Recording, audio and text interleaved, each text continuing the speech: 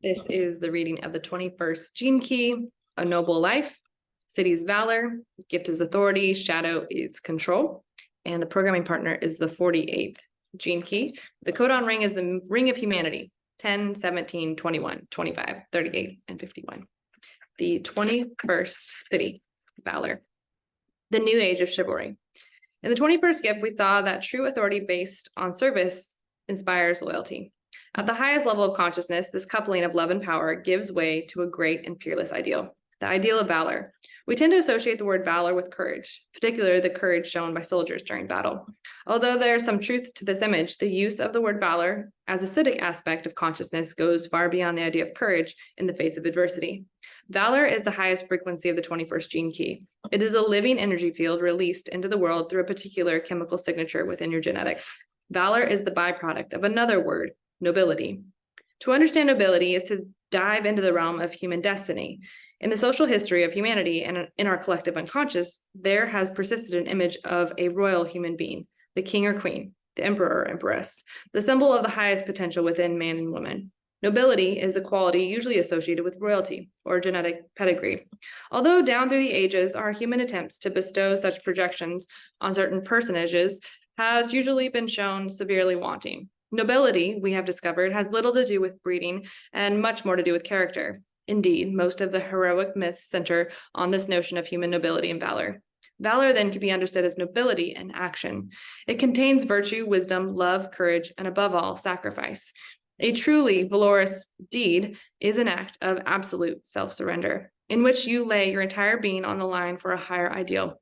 In our history books, this may have been recorded as dying for the king and country, and in the language of the cities, it really is about dying into a divine ideal. At the shadow level, the need to control fosters fear and reaction in others. At the gift level, authority inspires loyalty. At the citic level, valor invokes communion. There is a deep genetic connection between the 45th city of communion and the 21st city of valor. Communion is about merging your individual being into a higher collective being, and this is precisely what happens through the frequency of valor. Valor need not even act. It is a vibration of such intensity that it makes the heart of others weep. It is the recognition of true nobility in another and the realization that the other is your own mirror. As an aspect of the Ring of Humanity, we see that all human beings have this higher recognition as their final destiny. No matter who you are or what kind of life you lead, at certain points in life, you are given the opportunity to act with valor. These moments are mythic moments, and the script of your future life hinges upon them. To act with valor is to enter a higher world. Valor is the first great manifestation of the breakdown of the resistance between the opposite poles within relationships. It is the bowing of one being to the nobility within another. Mystically speaking, is represented by the fourth initiation of matrimony, see the 22nd Gene Key, in which the quality of valor actually courts annihilation through its self-sacrifice to another being. It is the absolute surrender of control into your hierarchical role. This means that socially you surrender to your position and mystically you surrender to your karma. Valor is the absolute courage and love of seeing the divine reflection within the face of another, no matter how unpleasant that other may appear to be. As an archetype, valor signifies the end of all karma. Even though the state precedes it, often carrying a great deal of karma. Valor must be forged on the anvil of life. You have to realize that no matter how muddy the waters you find yourself in, your pure nature can never be soiled. If the 21st Gene Key is a part of your personal hologenetic profile, the chances are you will need to get your hands dirty before you can understand the paradox. To be a master, that is, a being who has attained realization through the city, you must lead by example. You have to know the absolute horrors of living within the most tightly controlled hierarchical situations. You have to understand the human need for control and the depths of your own fear of losing control. You have to be tested by the forces that will not relinquish control, and you have to continually be subjected to external controls. Once you see that no external form of control can rob you of your true nobility, this city of valor will finally dawn deep inside your DNA. The being that has attained realization through this city never feels like an authority figure, even though they may be. These rare people will commune with you as a friend, despite the exquisite fragrance of their state of consciousness. It is this very humbling quality within the city of valor that creates such deep levels of human communion. Even though the 21st city may be incredibly humble and friendly, it also packs a serious punch when threatened by the forces of fear. This is an energy field of true knighthood, symbolized by the courageous and chivalrous acts of all great heroes and heroines. These forces will fight for the highest of ideals and hold that ideal for all those who follow them. Those with this city will gladly die for, and as an example of, the highest ideal, the ideal of communion between all beings. The lives of such people become this, often because of the sacrificial nature of their deaths. Even so, awakening through the city does not obviously foreshadow such a death. It is simply symbolic of the highest expression of this 21st gene key. With the advent of the 55th gene key, it is reawakening of the spirit of romance within humanity. This 21st city is actually ushering in a new myth and a new age of chivalry. The essence of valor is to be found in the symbol of the male pole surrendering to the feminine pole. The programming partner of the 21st city is the 48th city of wisdom, which is one of the great archetypes of the divine feminine. Valor, therefore, represents the surrender of control, symbolized by man, to trust, symbolized by woman. This surrender results in the absolute annihilation of the male force by the feminine force, an ancient mythic enactment contained in many ancient creation myths. The surrender of the male into the female creates a reversal of roles and poles, and thus the communion is fulfilled. Ironically, it is through this divine coupling that the male force is truly empowered through its opposite. In other words, the male force is knighted and empowered only through its surrender to the female. It is important to understand that this imagery is an internal truth rather than a literal representation of man and woman. The power of valor could thus be summarized as courage and love that must be found within the lower self to die into the unknown world of the higher self. The 21st gift, authority. The authority of submission. The gift of authority is the gift that is innate. If you have the 21st gift in your hologenetic profile and you speak and act from your heart, you inspire loyalties in others whenever you go or wherever you go. Authority is the true vibration of the 21st gene key when it has found that delicate balance between allowing things to go their own way and assuming control of the way things are going. Authority is a frequency that is determined by intent. If you assert authority through the hierarchical base of the 21st shadow, then you rule through control and fear, which never inspires true loyalty. In such cases, the people around you may appear loyal, but given the right circumstances, they will quickly and easily transfer their loyalties elsewhere. True loyalty can only be maintained when the frequency of love outweighs the frequency of fear. Such people are given authority by others, and this is the real meaning of authority. Authority cannot be asserted through will. It can only be afforded through trust. Authority is a phenomenon within the auric field that takes place between one individual and another, or between an individual and a group. True authority unites rather than controls. This can be understood well by the archetype of the master and the servant, which is the bedrock of our societies. Some of the deepest relationships are formed between one person in a position of authority and another in a position that appears to be submissive. However, if both parties in such relationship are as deeply in service of each other, then the relationship transcends its social stereotype of dominance and submission. In order for such relationships to work, both parties must be equally in service to the other. If this is the case, the relationships can be mutually beneficial and potentially very powerful. This relationship between authority and submission is a relationship between yin and yang, between male and female energies throughout our universe. The male polarity represents authority, and the female represents the subject or servant of that authority. Despite the fact that this relationship has established itself culturally across most human societies, it has little to do with men and women.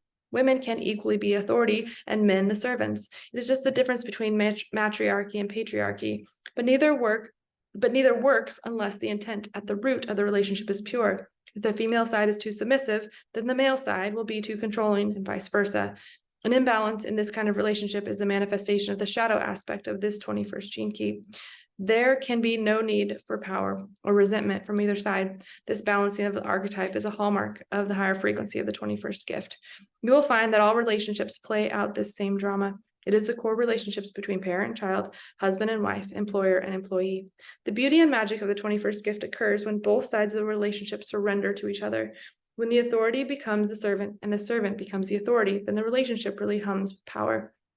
On the outer plane, such a relationship may appear to be one-sided, but on the inner plane, the balance of power is reversed. Only when this happens does the real meaning of authority become clear. In large groups, communities, companies, and even armies, if the authority figure represents and connects with all their subordinates, they will inspire the kind of loyalty that strongly binds the group. This kind of leadership is very different from the 7th or 31st gene key, which is based upon the ability to completely let go of all control and trust the collective spirit of the group to make its own decisions. In the case of the 21st gift, a pact is made that one person will become the decision maker for the group, and this person is thus responsible for the entire group. There are many different styles of leadership within the human genetic matrix, whereas the 31st gift represents the voice of the group and the 7th gift represents the heart of the group. The 21st gift represents the will of the group. Thus, these people are designed to handle more responsibility than other human beings, since their will directly affects all those in submission to them. The key lies in the willingness of those in submission to be represented by the one who is chosen to be the authority. As has been shown, when these relationships work at a high enough frequency, the one in authority simply becomes the conduit of will of his or her followers. When that happens, transcendence occurs. Such relationships are founded upon kinship rather than kingship. The authority figures, as we shall see at the very highest frequencies, must remain continually in communion with those below them in the hierarchy. Only when this merging and transcending of cultural stereotype occurs can the highest spirit incarnate in a human group. This 21st gene key can be further understood when seen in the context of its wider genetic family or codon ring. As part of the ring of humanity, it forms an integral aspect of all human wounding, the sacred wound at the heart of humanity, and the reason for all of our suffering can be unlocked by the gene key that makes up the ring of humanity. Hierarchy is one of the oldest human wounds, and like each aspect of our suffering, it can only be healed by love. To activate the higher frequencies within this gene key, you must have great courage. It takes a powerful human being to surrender completely to another, whether through authority or submission. The fact that surrender makes authority submissive and submission authoritative, which is precisely what heals the wound and brings an end to hierarchy and control. I say that again. The fact is that surrender makes authority submissive and submission authoritative, which precisely is what heals the wound and brings the end to hierarchy and control. The 21st gift, which is control, the demise of hierarchy. 21st shadow. One of the major issues to plague human beings and cause an enormous conflict and violation of basic human rights is the issue of control. All control is rooted entirely in a single theme: territory. As we shall see, there are various different ways in which we can understand territory. The first territory is yourself, the physical, emotional, and intellectual confines of your own being and boundary of your aura. If we extend that theme, you might view your relationships and families as another form of territory. In turn, your home and land is obviously a further extension of your family territory. Then there is your entire community or race, the outer territory of which is made up of your nation. Finally, there is Earth itself, which forms the current territory of all human beings.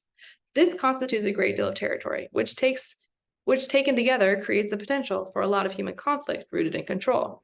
Another way of looking at territory is to view your life as territory and the events of your life as aspects within that territory that you wish to control. The 21st shadow certainly views life like this, and it does so at a deep genetic and unconscious level. Because humanity still operates collectively at the shadow frequency, we are used to dividing life up into millions of individual territories and trying to control them. When you consider that we are really a single unified organism, this seems rather a ridiculous way to behave, but it is nonetheless how the world works. With the shadow frequency, everyone is a victim. The controllers are victims and their need to remain in control. The controllers are victims of their need to remain in control, and the controlled are the victims of the controllers.